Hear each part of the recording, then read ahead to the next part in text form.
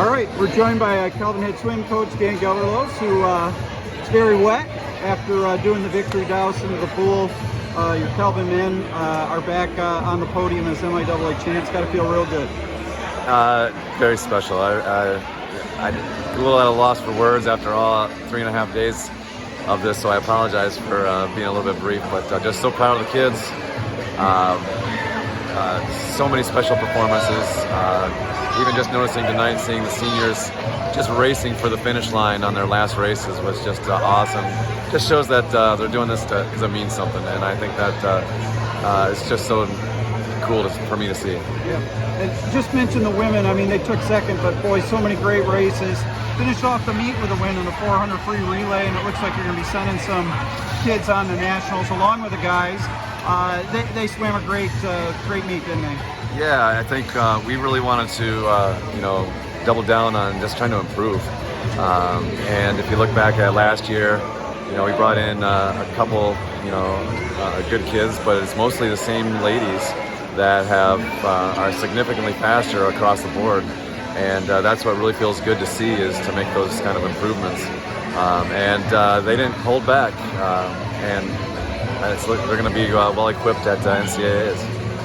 MVP and Noah Holsteg, I know we talked about him last night, but coming back for a 5th year and to win 3 individual races, 2 league records. I think there was a pool record maybe in there somewhere. That's probably a relay, but he had a fabulous week. Just mention that.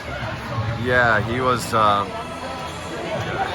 just going back, 2, 3, 4 weeks ago. You just knew that he had something brewing. He had a confidence about him. Kind of, sprinters are like the wide receivers of swimming. You gotta be a little cocky and kind of have that attitude up on the blocks. And he was showing that for the last several weeks, and it just kind of we saw it coming, to be honest. And so that was nice to see him get rewarded for that extra year, like we said yesterday. Last thing, let's give a shout out to your coaching staff. We haven't talked about them yet, but boy, they make a lot of contributions, don't they? Yeah, and down on the diving boards is just getting her legs underneath her and had a phenomenal season. Helena is the person behind the scenes, making sure everybody is cared for and no one's forgotten. Jake came on board this year and learned a bunch and really supported us well, filling a lot of cracks. Mitch also, you heard his voice all week long, but the golden voice on deck, he is really good to have with us as well. And then my boy Chris is my partner in crime. Yeah. Figuring things out and figuring out how to get the best out of these kids. And so I couldn't do it without any of them. So the weeks ahead here. So I think there's 2 on the men's side divers going to diving regionals next weekend. And maybe 3. I think Coach said 2 is what she thinks, but we'll see.